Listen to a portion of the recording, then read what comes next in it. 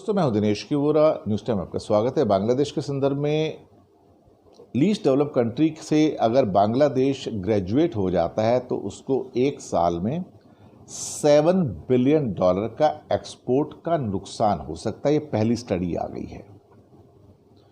उनका कहना है कि अगर ये लीस्ट डेवलप कंट्री से लोअर मिडिल क्लास के अंदर ग्रेजुएशन इनका हो जाता है तो बहुत सारे जो देश हैं, यूरोपियन यूनियन जो सबसे बड़ा इंपोर्टर है गारमेंट्स का, ख़ास तौर से बांग्लादेश से, साथ में Canada, Australia, Japan, India, China और अमेरिका भी, अगर इसमें ये एलडीसी का स्टेटस समाप्त हो जाता है लीस्ट डेवलप कंट्री का, तो $7 बिलियन के एक्सपोर्ट्स के ऊपर बुरा असर पड़ेगा, रुक भी सकता है, क्योंकि फिर सेम कीमत पर दूसरे कंट्री से भी वैसा ही गारमेंट का माल मिल सकता है।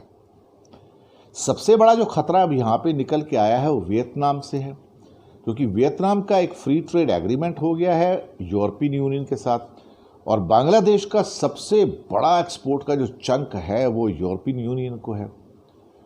अब अगर वहाँ पर एडवांटेज वियतनाम को रहती है 0% ड्यूटी की 2024 में, और अगर कहीं बांग्लादेश को ड्यूटी पेमेंट करनी पड़ती है, तो कहीं ना कहीं आप इस बात का एहसास जगा सकते हैं कि बांग्लादेश के गुड्स ज़्यादा एक्सपेंसिव होंगे और एक्सपोर्ट्स को नुकसान होगा ही होगा।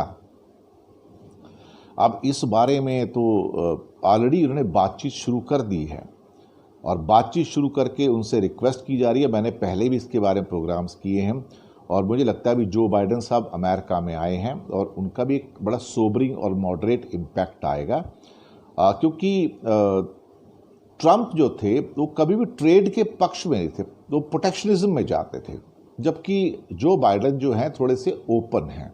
वो इतने जैसे क्या कहते हैं कि एरोगेंट नहीं हैं, और साथ में इतने टफ नहीं हैं जैसे देखा जाता है कि हाँ बिल्कुल ही दूसरे का एक्सपोर्ट ही ख़त्म कर दो, स्टॉप कर दो, रेस्ट्रिक्शन लगा दो।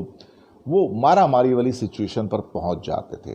तो जो बाइडेन ऐसा नहीं करेंगे, और ख़ास तौर से जैसे कि मैंने पहले भी 1-2 एपिसोड्स में कहा है कि जो बाइडेन का आना मॉडरेट बांग्लादेश के लिए बेहतर साबित हो सकता है। तो लेट्स सी, देखते हैं क्या होता है। जो इस पे रिजल्ट्स आएंगे हम आपको उसके बारे में बताएंगे। धन्यवाद आपका।